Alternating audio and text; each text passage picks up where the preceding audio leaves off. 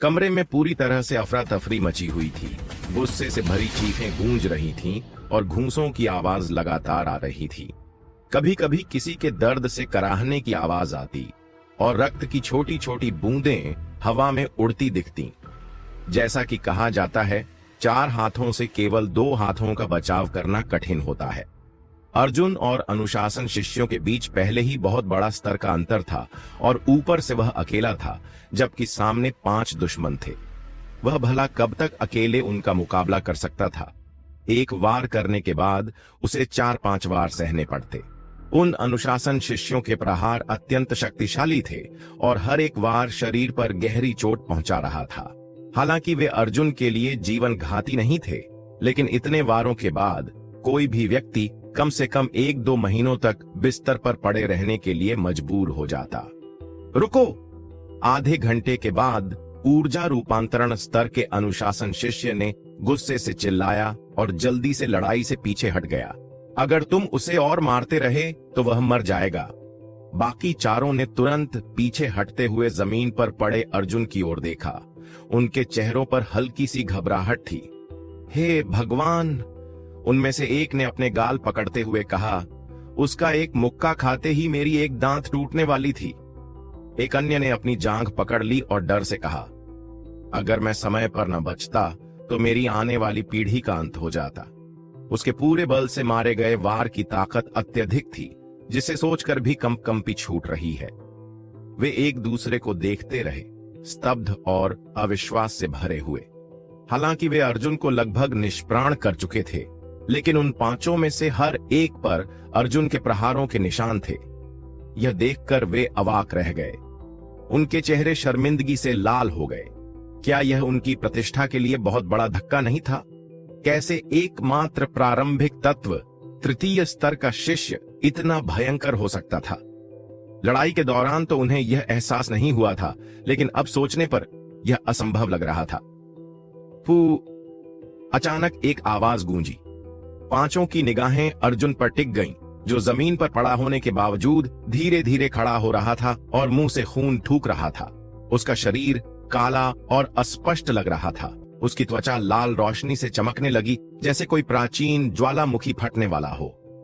यह विश्व ऊर्जा आभा, ऊर्जा रूपांतरण स्तर के अनुशासन शिष्य के चेहरे पर डर की झलक आई। कुछ तो गड़बड़ है।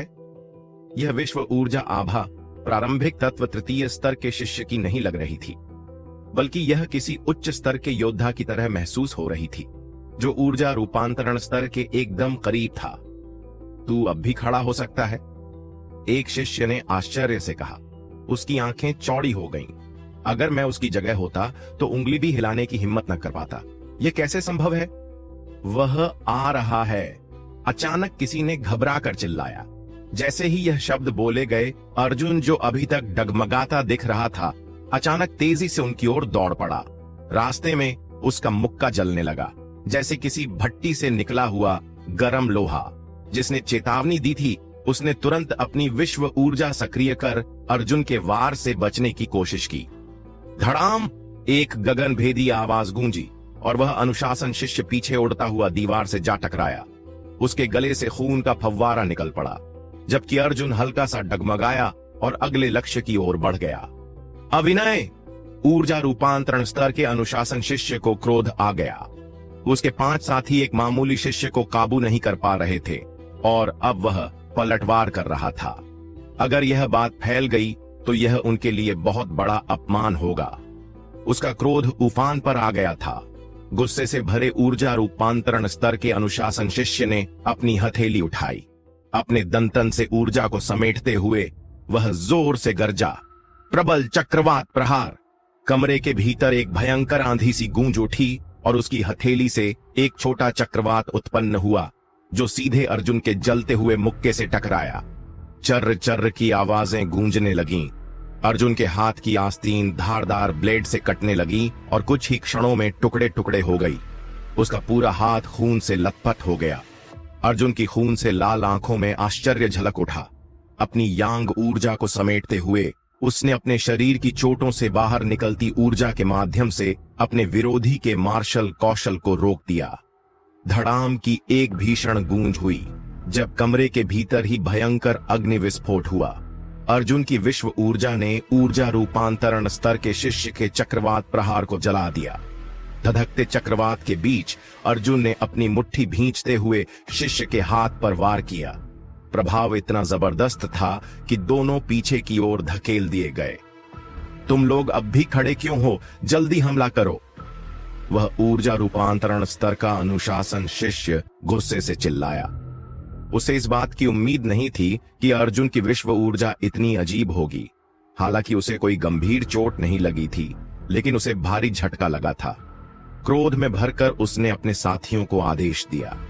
बाकी 3 अनुशासन शिष्य जो कुछ देर पहले स्तब्ध खड़े थे, अब जाग उठे और अर्जुन को घेरने के लिए दौड़ पड़े। पहले से घायल शिष्य, जिसे अर्जुन ने दीवार से टकरा दिया था, भी गुस्से में आकर वापस आ गया। थोड़ी ही देर में चारों ने अपने हमले रोक दिए। वे गहरी सांसें ले रहे थे, उनके चेहरे पर घिनौने भाव थे और वे 10 कदम पीछे हट गए। उनकी पूरी शक्ति होते हुए भी वे इस छोटे से कमरे में अर्जुन की दैत्य जैसी ताकत के सामने दबे जा रहे थे। इस बार अर्जुन को भारी चोटें लगी थीं, लेकिन इन चारों ने भी अपनी शक्ति के बदले बहुत बड़ी कीमत चुकाई थी। क्या वह फिर से खड़ा हो जाएगा? उनमें से एक ने अपने मुंह से खून थूकते हुए कहा। अब नहीं, इतनी गंभीर चोटें खाने के बाद कोई भी नहीं उठ सकता। एक और ने कहा, अपनी आंख को मलते हुए, जो कि सूज चुकी थी और जैसे उबलते पानी से जला दी गई हो। वे पांचों भीतर से हताश महसूस कर रहे थे। उन्होंने पहले कभी किसी को इस प्रकार की ताकत दिखाते नहीं देखा था। इस छोटी और संकुचित जगह में हालांकि वे 5 लोग अर्जुन को घेर कर मार रहे थे, लेकिन वे अपनी पूरी शक्ति का उपयोग नहीं कर पा रहे थे। दूसरी ओर अर्जुन पूरी ताकत से वार कर रहा था। शायद अगर यह एक खुला मैदान होता तो वे उसे इतनी आसानी से हरा सकते थे, लेकिन यह अर्जुन, उसकी शक्ति कुछ और ही थी। एक साधारण प्रारंभिक तत्व स्तर का शिष्य उनके लिए कोई चुनौती नहीं होता। अब समझ में आया कि वीरेंद्र झा उसके सामने हार क्यों गया था। जैसे ही उन्हें लगा कि अर्जुन पूरी तरह से पराजित हो गया है, वह धीरे धीरे फिर से उठने लगा। उसकी ऊर्जा अब पहले से भी अधिक प्रचंड लग रही थी। शापित हो यह लड़का! ऊर्जा रूपांतरण स्तर का शिष्य गुस्से में गरजा। यह कैसा पिशाच है? कितनी भी मार पड़े ये बेहोश क्यों नहीं होता? मत आना, अगर तुम और पास आए तो हम सच में तुम्हें मार डालेंगे। सूजी हुई आंखों वाले शिष्य ने डर से चिल्लाया। उसकी आवाज में धमकी कम और भय अधिक था। यह दृश्य अत्यंत अजीब था। हमला करने वाले लोग घबराकर पीछे हट रहे थे और वह जो लगातार पिट रहा था, खून से लथपथ धीरे धीरे उनकी ओर बढ़ रहा था। हर कदम भारी था, हर कदम लड़खड़ाता हुआ, मानो अगले ही क्षण वह गिर जाएगा। लेकिन वह फिर भी आगे बढ़ रहा था, एक एक कदम करके। अगर उनके पीछे दीवार न होती तो शायद वे अब तक भाग चुके होते। कमरे में कई लोगों के घबराकर निगलने की आवाजें गूंजी। वरिष्ठ भाई, अब हमें क्या करना चाहिए? समूह में से किसी ने घबराकर पूछा, क्योंकि उसे डर था कि अगर वे अर्जुन को और मारते रहे तो वह मर सकता है। यह लड़का तो सच में राक्षस निकला। ऊर्जा रूपांतरण स्तर के अनुशासन शिष्य ने झुंझलाते हुए कहा और अपने दांत भींचते हुए उत्तर दिया, अब और कुछ मत सोचो।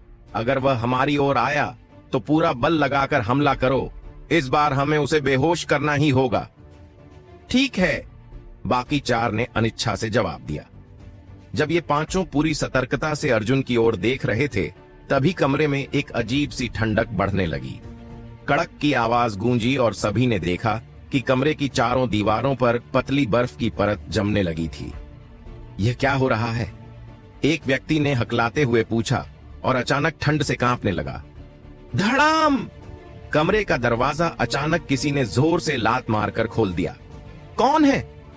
ऊर्जा रूपांतरण स्तर के अनुशासन शिष्य ने गुस्से से चिल्लाया, लेकिन जैसे ही उसने मुड़कर दरवाजे की ओर देखा, उसका मुंह खुला का खुला रह गया और वह एकदम जड़ हो गया। हालांकि कमरे का तापमान गिरता जा रहा था, फिर भी उसके माथे पर पसीने की बूंदें छलक आईं। हकलाते हुए उसने कहा, वरिष्ठ बहन सुवर्णा, वरिष्ठ बहन सुवर्णा। बाकी चारों के चेहरे पर भी भय की लहर दौड़ गई। दरवाजे पर एक अद्वितीय सौंदर्य खड़ी थी। बर्फ की तरह ठंडी और गंभीर।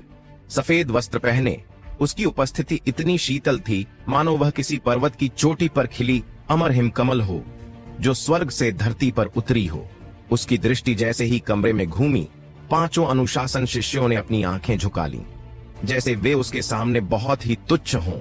सुवर्णा तेजी से काली आंधी व्यापार संघ से अद्वितीय गुरुकुल के वन कारागार तक पहुंची थी। उसे लगा कि सुहास यहाँ कैद है, लेकिन जब उसने वहां युद्ध के संकेत महसूस किए तो वह तुरंत इस कक्ष की ओर आ गई। दरवाजा खोलते ही जो दृश्य उसने देखा उससे उसका हृदय हल्का सा कांप उठा।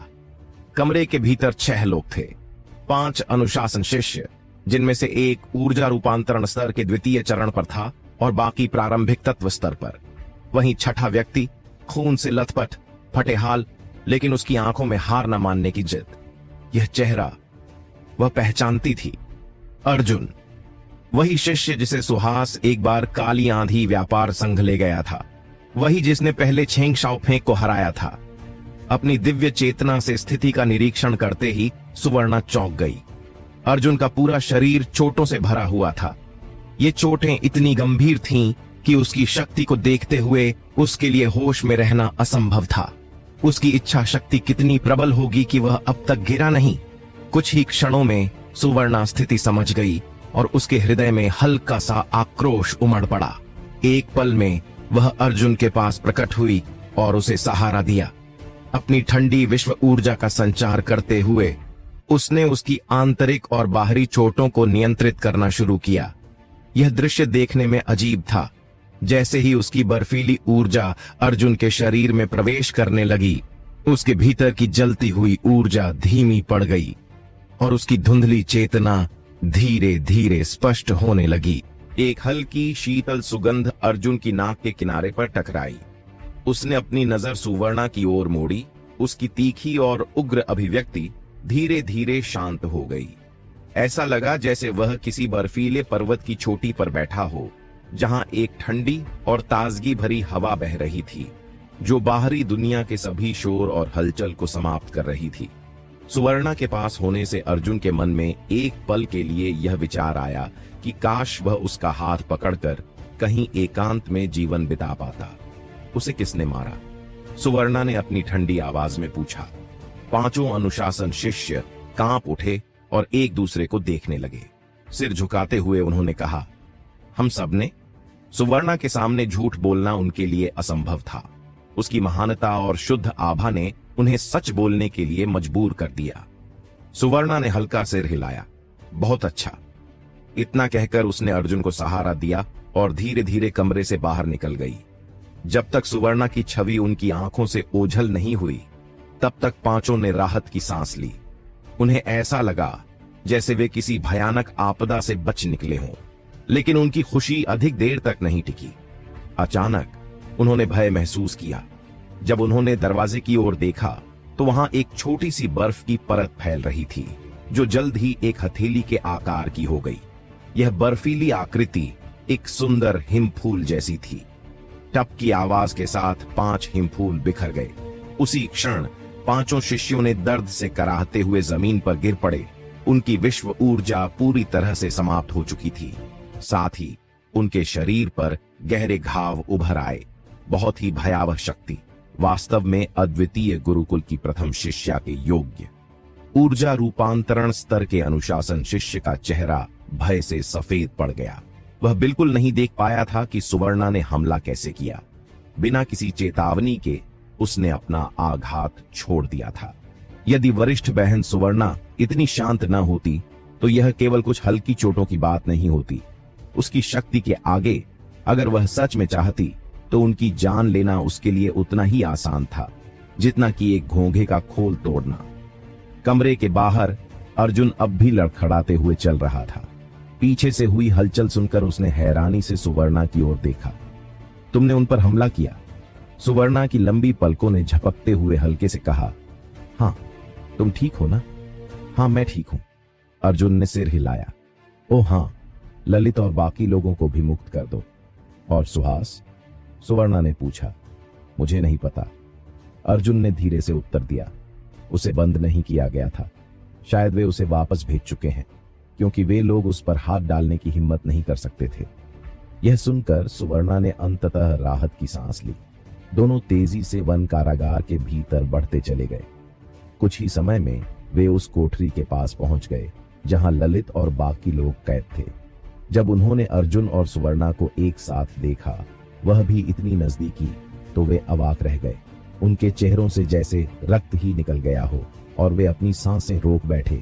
हे भगवान, अगर वे भी वरिष्ठ बहन सुवर्णा के इतने करीब आ सकते तो वे खुशी खुशी मरने के लिए तैयार हो जाते। ललित और बाकी लोग जलन से जल रहे थे। तुम सब बाहर आ जाओ। सुवर्णा ने हाथ उठाकर दरवाजे का ताला तोड़ दिया। ओह! वे सभी अविश्वास में रह गए और धीरे धीरे बाहर निकले। उनकी 10 आंखें अर्जुन और सुवर्णा पर ही टिकी थीं। सुवर्णा, जो आमतौर पर शांत रहती थी, इतनी घूरती नजरों के कारण हल्की असहज हो गई। चलो, मैं तुम सबको बाहर ले चलती हूँ, सुवर्णा ने अपने गंभीर लेकिन सुंदर चेहरे के साथ कहा। अर्जुन को सहारा देते हुए वह आगे बढ़ी, जबकि ललित और बाकी लोग उनके पीछे पीछे चलने लगे। थोड़ी ही देर में यह पूरा समूह वन कारागार से बाहर निकल आया। जैसे ही वे बाहर निकले, सूरज की चमकदार किरणें उनकी आंखों पर पड़ी, जिससे उन्हें कुछ देर के इतना बड़ा हंगामा। अर्जुन ने ठंडी आवाज में कहा, वरिष्ठ बहन, यह सब शायद तुम्हें रोकने के लिए किया गया है ना? सुवर्णा ने कोई उत्तर नहीं दिया। उसने बस अपनी आंखों से उन शिष्यों को देखा और फिर अर्जुन को सहारा देते हुए आगे बढ़ी। कोई भी उनका रास्ता रोकने की हिम्मत नहीं कर सका। अनुशासन हॉल के सभी शिष्य जो वहां इकट्ठा हुए थे, भयभीत होकर उनके रास्ते से हट गए। वे सभी अपनी जगह जमे हुए थे, अपनी आंखों में डर लिए अपने आप ही रास्ता बना रहे थे। सभी की नजरें धीरे धीरे सुवर्णा और अर्जुन पर टिक गईं, जिन्हें वह सहारा दे रही थी। उनकी निगाहों में जलन और ईर्ष्या की छाया स्पष्ट रूप से दिख रही थी, जिससे वातावरण में एक अजीब सी खटास घुल गई। अब तक किसी ने भी सुवर्णा को किसी पुरुष के प्रति इतनी आत्मीयता दर्शाते नहीं देखा था। यहाँ तक कि अद्वितीय गुरुकुल के प्रमुख शिष्यों को भी उसने इतनी निकटता से नहीं देखा था। सुवर्णा ने जो साधना की थी, वह थी हिम हृदय गूढ़ विद्या। वर्षों से उसकी भावनाएं जैसे हिमखंड में जमी हुई थीं। वह जब भी किसी पुरुष से बात करती, चाहे वह कितना भी प्रतिभाशाली क्यों न हो, उसकी आवाज हमेशा ठंडी ही रहती थी। अद्वितीय गुरुकुल के सभी शिष्य, चाहे वे कितने ही शक्तिशाली हों या उनका कितना भी ऊंचा स्थान हो, सभी को सुवर्णा के सामने अत्यधिक सतर्क रहना पड़ता था। लेकिन आज वह स्वयं एक ऐसे शिष्य को सहारा दे रही थी जो मात्र प्रारंभिक तत्व तृतीय स्तर पर था। उसके सफेद चंद्रमा की तरह चमकते हाथ अर्जुन की कमर पर टिके थे और उसके ठंडे चेहरे पर हल्की गुलाबी आभा थी, जो उसकी सुंदरता को और निखार रही थी। जिसे कभी कोई छूने का साहस नहीं कर सकता था, वह आज पहले से कहीं अधिक सुलभ लग रही थी। इस दृश्य ने अद्वितीय गुरुकुल के सभी पुरुष शिष्यों का हृदय तोड़ दिया। ऐसा लगा जैसे उनकी देवी किसी साधारण व्यक्ति के संपर्क में आकर अपवित्र हो गई हो। जिस व्यक्ति ने उनकी देवी को छूने का साहस किया था, वह उनके सामने खड़ा था। वही व्यक्ति उनकी देवी की सुगंध महसूस कर रहा था, उनकी कोमलता का अनुभव कर रहा था और वह विशेष सम्मान प्राप्त कर रहा था जो कोई और कभी सपने में भी नहीं सोच सकता था। यहाँ घातक इरादे हैं, अर्जुन ने हल्की मुस्कान के साथ कहा। जैसे ही सुवर्णा आगे बढ़ी, अर्जुन ने भी उसकी शक्ति का लाभ उठाते हुए आत्मविश्वास से उनके बीच से रास्ता बनाया। उनके रास्ते में एक दुबला पतला युवक खड़ा था जो सुवर्णा और अर्जुन को रोक रहा था। उसकी आंखों में मिठास और स्नेह था, लेकिन साथ ही हल्की जलन और असंतोष भी झलक रहा था। सुवर्णा अचानक रुक गई, सिर उठाकर उसकी ओर देखा। हटो, उसकी ठंडी आवाज गूंजी। यह आवाज इतनी नीरस और कठोर थी कि इसमें कोई भावना महसूस नहीं की जा सकती थी। वह युवक हल्का मुस्कुराया और सिर हिलाते हुए बोला, कनिष्ठ बहन, कृपया इस वरिष्ठ भाई को कठिनाई में न डालें। ये वरिष्ठ भाई केवल अपना कर्तव्य निभा रहा है। ये कोई और नहीं बल्कि अद्वितीय गुरुकुल का दूसरा सबसे शक्तिशाली शिष्य विशाल सिंह था। हटो, सुवर्णा ने वही शब्द दोहराए, बिना एक भी अतिरिक्त शब्द बोले। विशाल सिंह ने निराशा से कहा, कनिष्ठ बहन, इन लोगों को अभी यहां से नहीं जाने दिया जा सकता। उन्होंने संघ प्रमुख वीरेंद्र झा को अपमानित किया है और प्रधान बुजुर्ग ने स्पष्ट रूप से कहा था कि इन्हें यहां से कोई नहीं ले जा सकता। वीरेंद्र झा? अर्जुन ने आगे बढ़कर व्यंग्य से कहा, मैं पूछना चाहता हूं, यह वरिष्ठ शिष्य कौन है? मैंने किस वीरेंद्र झा का अपमान किया है? विशाल सिंह ने उसे घृणा से देखा और ठंडी आवाज में कहा, गुरुकुल में सामूहिक लड़ाई, किसी की हत्या करने का प्रयास और अनुशासन, शिष्यों का अपमान, इनमें से कोई भी अपराध तुम्हें गुरुकुल से निष्कासित करने के लिए पर्याप्त है। सामूहिक लड़ाई? सुवर्णा ने कहा, लड़ाई किससे हुई? अगर यह एक सामूहिक लड़ाई थी तो विरोधी पक्ष भी होना चाहिए। तो फिर अनुशासन हॉल ने केवल एक पक्ष को ही क्यों पकड़ा? बाकी अपराधी कहां हैं? विशाल सिंह के चेहरे के भाव देखने लायक थे। वह एक शब्द भी नहीं बोल सका। स्पष्ट रूप से दूसरा पक्ष वीरेंद्र झा के अनुयायी थे, इसलिए उन्हें पकड़ने का तो सवाल ही नहीं था। हत्या की? वह व्यक्ति कहां है जिसका कत्ल हुआ? विशाल सिंह ने तुरंत जवाब दिया, हत्या करने की कोशिश की, लेकिन सौभाग्य से हमारे अनुशासन हॉल ने समय पर हस्तक्षेप कर लिया। हमने एक बड़ी घटना को होने से रोक दिया। गुरुकुल में शिष्यों के बीच द्वंद्व का परिणाम उनकी अपनी शक्ति पर निर्भर करता है। यदि तुम्हारे अनुसार इसका प्रबंधन किया जाए तो प्रत्येक द्वंद्व हत्या का प्रयास कहलाएगा। फिर तो तुम्हारे अनुशासन शिष्य दिन रात भागते रहेंगे और हर शिष्य को कारागार में डालते रहेंगे। सुवर्णा की आवाज ठंडी थी और उसकी आंखों में गहरी निंदा झलक रही थी। और जहां तक अनुशासन शिष्यों का अपमान करने की बात है, अगर तुम सच में न्यायप्रिय और निष्पक्ष होते तो कोई भी तुम्हारा अपमान नहीं करता। लेकिन तुमने स्वयं को एक सत्ता संघर्ष का उपकरण बना लिया है, अपनी गरिमा को खो दिया है, इसलिए ही लोग तुम पर पैर रखते हैं।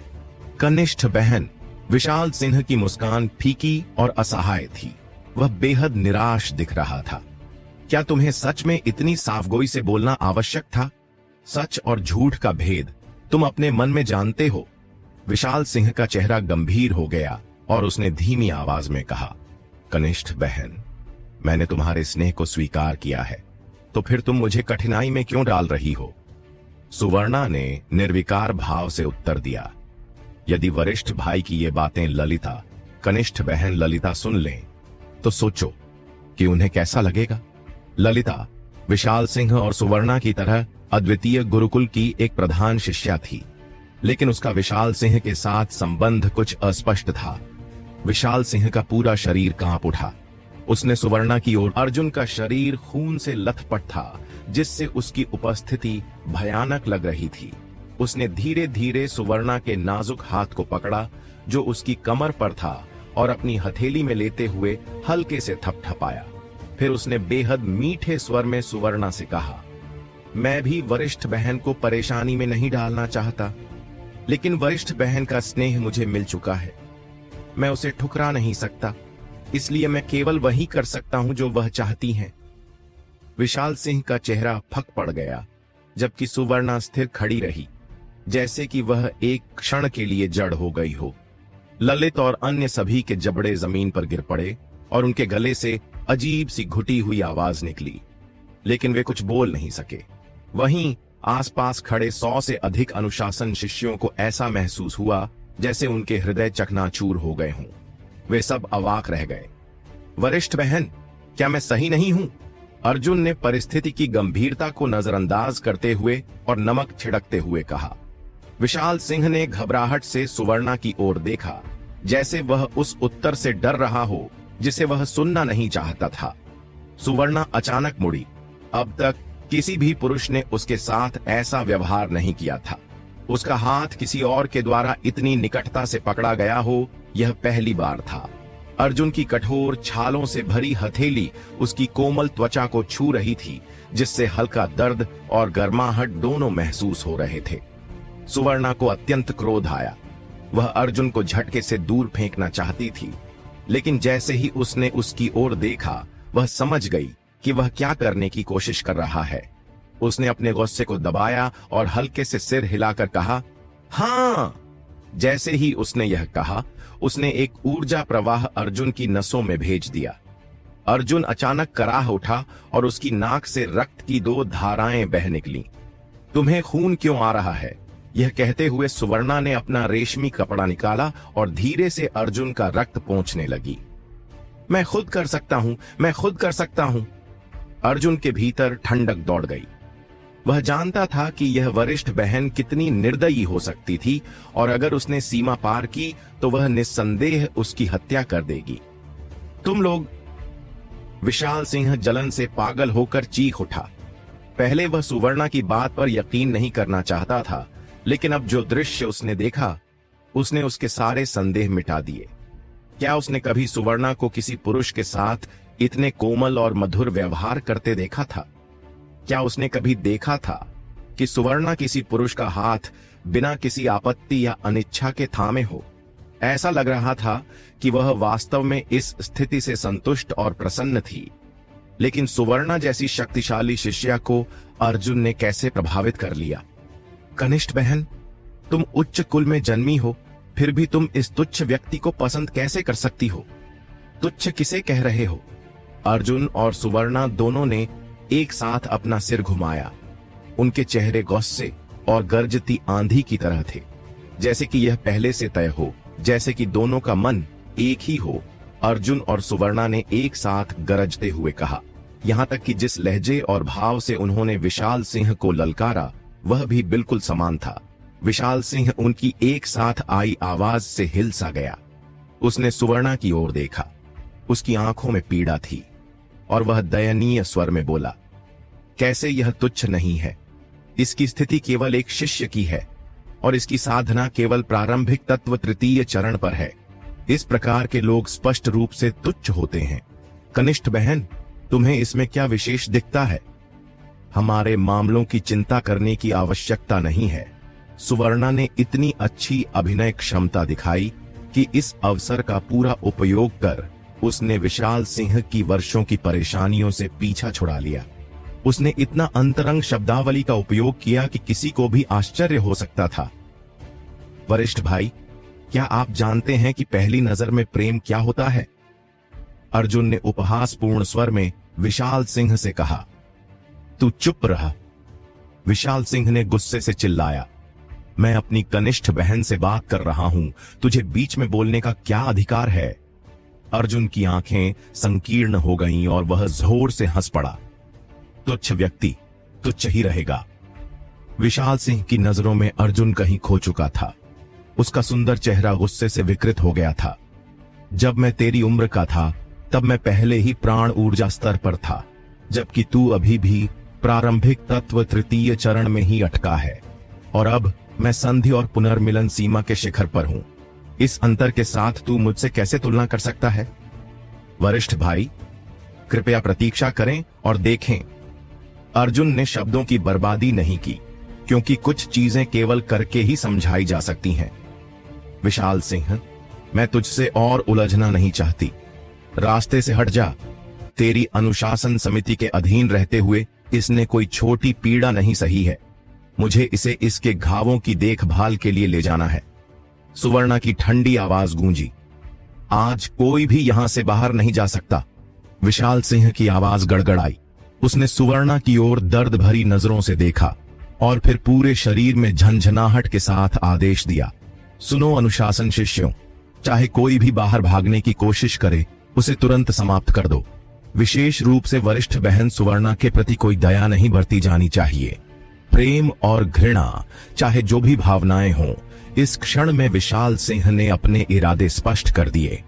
हजारों विचारों के बावजूद सुवर्णा की छाती तेजी से ऊपर नीचे हो रही थी। वह इन अनुशासन शिष्यों से नहीं डरती थी। आखिरकार उसकी शक्ति सच्चे तत्व तृतीय चरण पर थी। वह विशाल सिंह से 3 छोटे चरण आगे थी, और जैसे ही उसने अपने हिम हृदय रहस्य का उपयोग किया, कोई भी उसका रास्ता नहीं रोक सकता था। लेकिन अर्जुन और ललित के समूह को इतनी आसानी नहीं होगी। आखिरकार वह अकेली थी और सभी को अपनी सुरक्षा में नहीं ले सकती थी। वर्तमान में वे एक गतिरोध में थे, क्योंकि सुवर्णा अपने समूह को जबरदस्ती बाहर नहीं निकाल सकती थी, जबकि अनुशासन शिष्य पहल करने से डर रहे थे। परिणाम स्वरूप वे जमे हुए खड़े रहे। इसी बीच जब यह युवा पीढ़ी इतनी बड़ी हलचल मचा रही थी, अद्वितीय गुरुकुल के प्रधान गुरुजनों के बीच एक जबरदस्त बहस छिड़ी हुई थी। गुरुजन सभा में अद्वितीय गुरुकुल के प्रधान गुरु मेहता, द्वितीय गुरु सुधाकर, तृतीय गुरु हेमंत, चतुर्थ गुरु जफर और पंचम गुरु योगेश सभी एकत्रित थे। पांचों प्रमुख गुरु दो विरोधी गुटों में बैठे थे। एक गुट प्रधान गुरु मेहता के नेतृत्व में था, जिसमें चतुर्थ गुरु झप्पर और पंचम गुरु योगेश उनके पीछे बैठे थे। उसी तरह दूसरे पक्ष में द्वितीय गुरु सुधाकर और तृतीय गुरु हेमंत बैठे थे। यह अद्वितीय गुरुकुल में मौजूदा गुरु गुटों का प्रतिनिधित्व करता था। पहले से आमने सामने आए विशाल सिंह और सुहास अपने अपने पक्षों के सामने घुटनों के बल बैठे थे और उन्होंने दिन की घटनाओं का वर्णन किया। सुहास सबसे पहले बोला और उसने पूरी सच्चाई बयान की, कैसे पहले उसे रोका गया और उकसाया गया। उसने यह भी बताया कि जब वे अभ्यास कर रहे थे तब उसका अपमान किया गया, लेकिन उसने अपनी ओर से कोई अतिरिक्त बातें नहीं जोड़ी। उसके समाप्त होते ही सभी पंचों ने कुछ क्षणों तक मौन धारण किया। अब विशाल सिंह की बारी थी कि वह अपनी बात कहे, लेकिन जब उसने अपनी कहानी सुनानी शुरू की तो बातें कुछ अलग ही दिशा में मुड़ गईं। शुरू में तो उसने वही दोहराया जो सुहास ने कहा था, लेकिन जैसे ही उसने अर्जुन का जिक्र किया, उसकी बातें बनावटी लगने लगीं। उसकी जुबान चांदी की तरह चमक रही थी और आंखों से आंसू छलक रहे थे। वह बिलखते हुए बताने लगा कि कैसे अर्जुन ने उसके साथ अन्याय किया और कैसे उसने एक अद्भुत अस्त्र का प्रयोग करके उसकी सुरक्षा कवच माला को नष्ट कर दिया और उसे जान से मारने की कोशिश की। उसकी नाटकीयता इतनी प्रभावशाली थी कि यदि कोई अनजान व्यक्ति इसे सुनता तो वह भी उसकी दर्द भरी गाथा सुनकर रो देता। उसकी बातें सुनकर ऐसा लगा मानो किसी नाटक का मंचन हो रहा हो। तुम झूठ बोल रहे हो। सुहास को यह सुनकर क्रोध आ गया और उसने ऊंची आवाज में प्रतिरोध किया। यही सत्य है, विशाल सिंह ने और भी नाटकीय अंदाज में जवाब दिया। सत्य को मारो गोली, तुम झूठ गढ़ने के उस्ताद हो। एक अफवाहबाज और चालाक धूर्त से ज्यादा कुछ नहीं हो। तुम्हें नाटक करने के लिए कोई स्क्रिप्ट तक नहीं चाहिए। बस करो। पंचों के प्रमुख महागुरु जी ने अपना आसन थपथपाते हुए कहा। सुहास ने उनके सामने उनके पोते का अपमान किया था, जिससे वे क्रोधित थे, लेकिन वह जानते थे कि यह विवाद केवल युवाओं के बीच की बात थी, जिसमें पंचों को सीधा हस्तक्षेप नहीं करना चाहिए। द्वितीय गुरुजी सुहासानंद ने तीखी आवाज में कहा। महागुरुजी ने पंचों की ओर देखा और पूछा, आप सभी की इस मामले पर क्या राय है? हालांकि उनकी नजर मुख्य रूप से द्वितीय गुरुजी की ओर थी, क्योंकि वे उनके विचार जानना चाहते थे। द्वितीय गुरुजी सुहासानंद ने उत्तर दिया, राय कैसी? यह स्पष्ट रूप से युवाओं के बीच का विवाद है और इसे उन्हें ही सुलझाना चाहिए। हमें इसमें दखल देने की आवश्यकता नहीं। महागुरुजी ने हल्की मुस्कान दी, लेकिन चतुर्थ गुरुजी विभूति नंद ने इसका विरोध किया। द्वितीय भाई, आपकी बात ठीक है, लेकिन इस समस्या की जड़ अर्जुन है। उसने इस विवाद को और बढ़ा दिया। कैसे? सुहासानंद बोले। अर्जुन ने सभी के सामने विशाल सिंह को खुलेआम द्वंद्व के लिए ललकारा और उसने किसी भी नियम का उल्लंघन नहीं किया। यदि विशाल हार गया तो इसके लिए वह खुद जिम्मेदार है। चतुर्थ गुरुजी बोले, यदि यह केवल एक सामान्य द्वंद्व होता तो कोई समस्या नहीं होती, लेकिन अर्जुन ने एक अस्त्र का उपयोग किया और विशाल सिंह की सुरक्षा कवच माला को नष्ट कर दिया। प्रमुख गुरुजी ने स्पष्ट रूप से कहा था कि द्वंद्व में अस्त्रों का प्रयोग नहीं किया जाना चाहिए। इस प्रकार अर्जुन ने नियमों का उल्लंघन किया और उसे सजा मिलनी चाहिए। सुहासानंद ने कटाक्ष किया। चतुर्थ भाई, क्या प्रमुख गुरुजी ने ऐसा कोई नियम स्थापित किया था? जब से प्रमुख गुरुजी ने ध्यान में जाना शुरू किया है, क्या किसी ने उनकी नीतियों को बदलने की हिम्मत की? महागुरुजी का चेहरा गंभीर हो गया। उन्होंने धीमे स्वर में उत्तर दिया, द्वंद्व में अस्त्रों, अमृत औषधियों और रहस्यमयी कवचों का उपयोग वर्जित है। शिष्य केवल अपनी व्यक्तिगत शक्ति ध्यान और परिश्रम से ही युद्ध कर सकते हैं। द्वितीय भाई, क्या मैंने कोई गलती की? सुहासानंद ने ठंडी मुस्कान दी और बोले, बिल्कुल नहीं महागुरु जी, आपने यही कहा था। तो फिर यही सही। दूसरे वरिष्ठ गुरु सुहानंद जोर जोर से हंसे। अगर अद्वितीय गुरुकुल के नियमों के अनुसार देखा जाए तो विशाल सिंह ने सुरक्षा कवच पहनकर नियमों का उल्लंघन किया, तो अब इस पर क्या कार्यवाही होगी? उन्होंने पहले अर्जुन का मुद्दा उठाने के बजाय पहले विशाल सिंह को घेर लिया, जिससे प्रथम वरिष्ठ गुरु वशिष्ठ कुछ पल के लिए चुप रह गए। अगर विशाल सिंह ने अपनी असली ताकत से सुहास को हराया होता तो कोई शिकायत नहीं होती, लेकिन वह सुरक्षा कवच पहनकर लड़ा और अपने आर्टिफैक्ट की ताकत का उपयोग कर सुहास को अपमानित किया। प्रथम वरिष्ठ गुरु, क्या आप इसे सह सकते हैं? सुहानंद ने गुस्से में अपनी कुर्सी की बाह पर वार किया, जिससे वह टुकड़ों में टूट गई। वशिष्ठ ने गंभीर स्वर में कहा, दूसरे भाई, कृपया अपने गुस्से को शांत करें। यह सच है कि सुरक्षा कवच मैंने ही विशाल सिंह को दिया था, लेकिन मेरा उद्देश्य केवल उसकी रक्षा करना था, न कि उसे इसका गलत उपयोग करने देना। विशाल सिंह ने इसका अनुचित लाभ उठाया और यह उसकी गलती थी। इसके बाद उन्होंने गुस्से में विशाल सिंह की ओर देखा और कठोर स्वर में कहा, विशाल सिंह, तुरंत अपने वरिष्ठ सुहास से क्षमा मांगो। विशाल सिंह काफी चालाक था। उसने झुककर हाथ जोड़ते हुए कहा, वरिष्ठ सुहास, इस बार मेरी गलती थी, कृपया मुझे क्षमा करें। आप तो बड़े हैं, दयालु हैं, मेरी भूल को नजरअंदाज कर दें। सुहास ने उपेक्षा से मुंह फेर लिया और कहा, हुम्फ।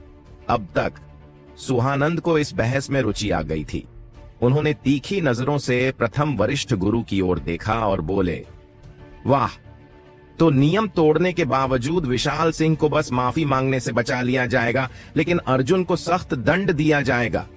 क्या इसलिए कि विशाल सिंह आपका पोता है? क्या अद्वितीय गुरुकुल में अब भी पक्षपात चलता है? वशिष्ठ ने ठंडे स्वर में कहा, यह तुलना गलत है।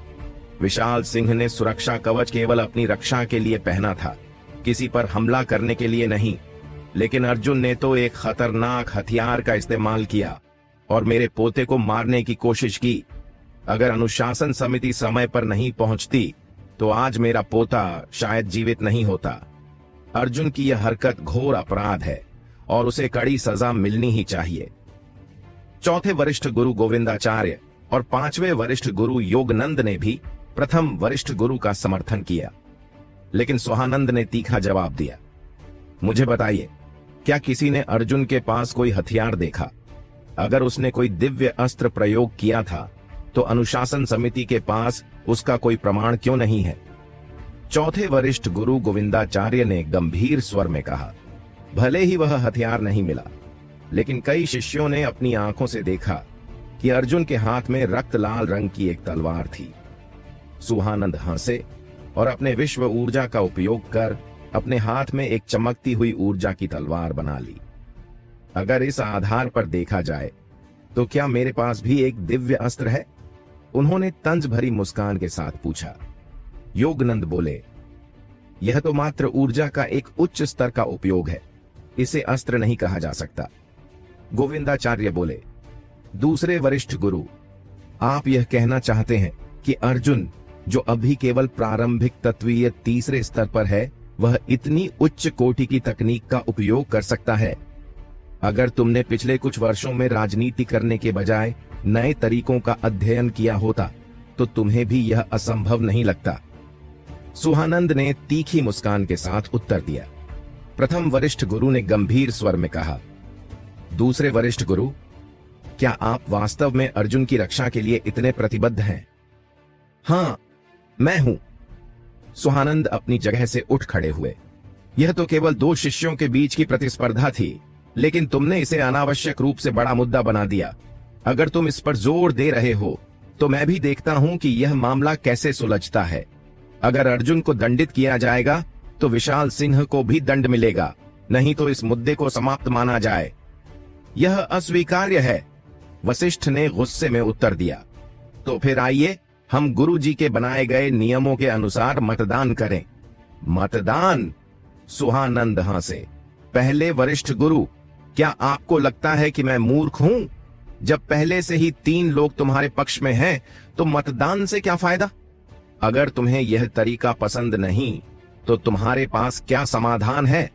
वशिष्ठ ने नाराज होकर पूछा। अब वाद विवाद बहुत बढ़ चुका था। पूरा वरिष्ठ गुरु परिषद भवन गूंज उठा। इसी बीच एक शिष्य तेजी से भवन में आया और कहा, वरिष्ठ गुरु, मुझे एक अत्यावश्यक सूचना देनी है। गोविंदाचार्य ने गंभीर स्वर में कहा, क्या बात है? शिष्य ने झुककर कहा, अर्जुन और अन्य शिष्यों को जबरन कारावास से छुड़ा लिया गया है। कोई व्यक्ति अनुशासन समिति के मुख्य कारागार में घुस आया और उन्हें मुक्त कर दिया। क्या? चौथे वरिष्ठ गुरु अपनी जगह से खड़े हो गए और अन्य वरिष्ठ गुरु भी चौंक गए। कौन इतनी हिम्मत कर सकता है कि वह अद्वितीय गुरुकुल के कारागार में घुसकर कैदियों को छुड़ा ले? वशिष्ठ गरज उठे। तो क्या हुआ अगर मैं अड़ा हुआ हूं? वरिष्ठ गुरु सुहानंद गुस्से में खड़े हो गए। यह केवल 2 शिष्यों के बीच की प्रतिस्पर्धा थी, लेकिन आपने इसे इतना बड़ा मुद्दा बना दिया। अगर आप इस पर जोर दे रहे हैं, तो मैं भी देखता हूं कि यह मामला कैसे सुलझता है। या तो अर्जुन और विशाल सिंह दोनों को सजा दी जाए, क्योंकि दोनों ने गुरुकुल के नियमों का उल्लंघन किया है, या फिर इस मुद्दे को समाप्त माना जाए। यह असंभव है। प्रथम वरिष्ठ गुरु वशिष्ठ ने तुरंत इस प्रस्ताव को ठुकरा दिया। अगर आपकी बात मानी जाए, तो इसका मतलब यह होगा कि अर्जुन ने सच में कोई हथियार इस्तेमाल किया और मेरे पोते विशाल सिंह के कवच को नष्ट कर दिया। इतनी कम उम्र में ही उसका यह आचरण दर्शाता है कि वह भविष्य में पतन की ओर जाएगा। अद्वितीय गुरुकुल में हम ऐसे लोगों को नहीं रख सकते। वह अभी केवल प्रारंभिक तत्वीय अवस्था में है। आपको कैसे पता कि वह भविष्य में क्या करेगा? क्या आप भविष्य देख सकते हैं? सुहानंद ने व्यंग्यात्मक स्वर में पूछा। दूसरे वरिष्ठ गुरु। चौथे वरिष्ठ गुरु गोविंदाचार्य कुछ कहने ही वाले थे कि सुहानंद ने उंगली उठाकर उन्हें चुप करा दिया। ओह, चौथे वरिष्ठ गुरु, जब प्रधान गुरु ने आपको अनुशासन समिति की जिम्मेदारी दी थी, तब उन्होंने इसे न्यायपूर्ण और निष्पक्ष बनाए रखने के लिए दिया था। लेकिन इन वर्षों में देखिए, अनुशासन समिति ने क्या किया। क्या कभी इसे निष्पक्ष और न्याय संगत कहा जा सकता है? सुहानंद का स्वर गूंज उठा। अब यह केवल दबाने और सत्ता हथियाने का एक उपकरण बन चुका है। अगर यही चलता रहा, तो कल मैं स्वयं प्रधान गुरु के पास जाकर अनुशासन समिति से आपकी जिम्मेदारी छीनने का अनुरोध करूंगा। गोविंदाचार्य का चेहरा गुस्से से तमतमा गया, लेकिन वे कोई जवाब नहीं दे पाए। दूसरे वरिष्ठ गुरु, अगर मैं अर्जुन को अद्वितीय गुरुकुल से निष्कासित करने पर अड़ा रहूं, तो वशिष्ठ ने ठंडे स्वर में कहा, तब मैं भी देखता हूं कि आप यह करने की हिम्मत कैसे करते हैं। सुहानंद ने भी पीछे हटने से इनकार कर दिया। ठीक है, तो हम प्रधान गुरु के बनाए नियमों के अनुसार मतदान करेंगे। यदि गुरुकुल के बहुमत का समर्थन मेरे पक्ष में होगा, तो आपको कोई आपत्ति नहीं होनी चाहिए। हाँ, मतदान द्वारा निर्णय। सुहानंद जोर से हंसे। क्या आप सच में सोचते हैं कि मैं मूर्ख हूं? जब पहले से ही 3 लोग आपके पक्ष में हैं, तो मतदान का क्या अर्थ रह जाता है? तो फिर तुम्हें क्या मंजूर होगा? वशिष्ठ ने गुस्से में कहा। इस गर्मागर्म बहस के बीच तीसरे वरिष्ठ गुरु हरिराम ने शांत स्वर में कहा, शांत हो जाइए, पहले 1 कप चाय पी लीजिए और फिर विचार करें। उनका स्वभाव हमेशा शांतिपूर्ण रहा था, लेकिन उनकी इस सलाह को अनदेखा कर दिया गया। मैं चाय नहीं पीऊंगा, वशिष्ठ और सुहानंद दोनों ने एक साथ गरजते हुए कहा। हरिराम ने सिर हिलाया और चुपचाप अपनी चाय पीते रहे। उसी समय दरवाजे के बाहर से एक घबराई हुई आवाज आई। गुरुओं को अत्यंत आवश्यक सूचना देनी है। गोविंदाचार्य ने तुरंत आदेश दिया। अंदर आओ। एक शिष्य भागता हुआ अंदर आया। उसके माथे पर पसीना झलक रहा था। कहो, क्या बात है? गोविंदाचार्य ने गंभीर स्वर में पूछा। शिष्य ने झुककर कहा, गुरुजनों, किसी ने गुरुकुल के कारागार में घुसकर जबरन अर्जुन, ललित और अन्य शिष्यों को छुड़ा लिया है। क्या? गोविंदाचार्य झट से खड़े हो गए और बाकी वरिष्ठ गुरु भी चौंक गए। किसकी इतनी हिम्मत हुई कि उसने अद्वितीय गुरुकुल के कारागार में घुसकर कैदियों को छुड़ा लिया? वशिष्ठ का चेहरा क्रोध से लाल हो गया। वह शिष्य जो अद्वितीय गुरुकुल के वन कारागार से समाचार लेकर आया था, भयभीत होकर खड़ा था।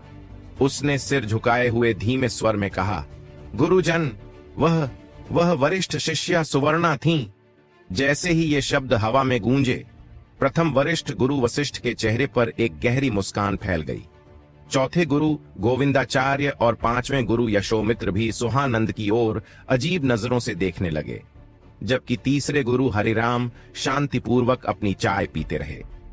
सुहानंद के चेहरे के भाव निरंतर बदल रहे थे। वह इतने क्रोधित थे कि उनके दांत आपस में घिसने लगे। उन्होंने गरजते हुए कहा, क्या तुमने ठीक से देखा? क्या वन कारागार में घुसकर शिष्यों को छुड़ाने वाली सच में सुवर्णा ही थी? शिष्य भय से कांपने लगा। जी हां गुरुजी, मैं स्पष्ट रूप से उन्हें पहचानता हूं। यदि द्वितीय वरिष्ठ गुरु को विश्वास न हो तो आप स्वयं वहां जाकर देख सकते हैं। जरूरत नहीं, सुहानंद ने झट से कहा और अपनी आत्मशक्ति का उपयोग कर घटनास्थल का निरीक्षण किया। उन्होंने तुरंत ही वहां एक तीव्र शीतलता का अनुभव किया। यह ठंडक केवल एक ही व्यक्ति की हो सकती थी, सुवर्णा। यह लड़की तो सीमा ही पार कर रही है। बिल्कुल भी नहीं सोचा कि इसका परिणाम क्या होगा। सुहानंद ने क्रोध में मन ही मन कहा। अब पहली बार वशिष्ठ पूर्णतः शांत थे।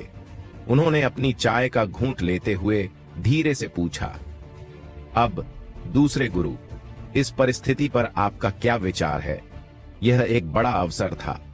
अद्वितीय गुरुकुल में शक्ति संतुलन के लिए यह घटना निर्णायक साबित हो सकती थी।